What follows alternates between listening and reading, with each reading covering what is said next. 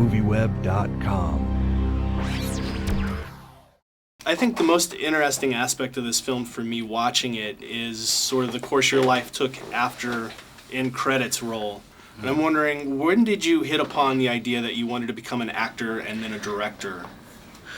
Well, the acting was since I was 8. I remember watching Brian's Song with James Caan in like 1971, and I just, was so sad that he died, and it was explained to me that he was acting.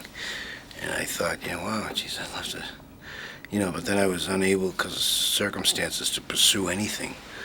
And later on, fast forward years later, they were doing a couple local films in Boston while I was on parole, and I was encouraged by somebody, you should go in and read for one of these roles. And, I couldn't say I wanted to be an actor or where I came from, because it's like saying you want to wear tights or something, It's kind of silly. And so I said, kind of pretended like it was no big deal, but I went right over there to try to get a read. And I was just fortunate enough, no overnight breakout roles, but I was fortunate enough to get speaking roles in the first 3 auditions I went on. And it was maybe like a sign that, well, there is something else you could do, You met him on set, right, before you even started filming this. I'm wondering what it was like to kind of get more wrapped up in his life and see what he'd been through.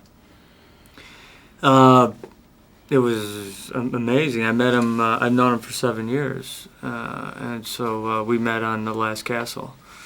And I see this scrappy, really authentic actor over there, and was really honest in his work, and it's like, I want to know that guy, And, we got to talk to each other, and then became close friends, Brian's been a good friend of mine during some, tough times for me.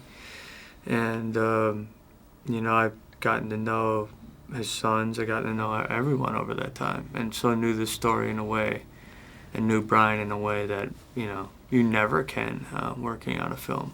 Well, it's interesting that you say that, because I guess the street you guys shot on a lot of this film, everybody knows you there, so it's sort of like a whole big family environment for the entire movie set, right? Mm-hmm. Yeah, it was like South Boston's only like 2 square miles, so it was like one big back lot, to shoot on, and the one thing we had, the common bond that we had, Mark had just become a dad when we met, he was about to become one, and he had his first son, Keen, so that was something we could, identify with, knowing that, I had been able to tell him, how blessed and fortunate you'll be, that you won't have to victimize your children the way I did with my ignorance and immaturity and situation, and instead of him just being a typical person who would be like, why would I do that? He was fortunate enough to grasp on to the gratitude of saying, you know what, that's true. I'll be able to support and be there for my kids the best I can.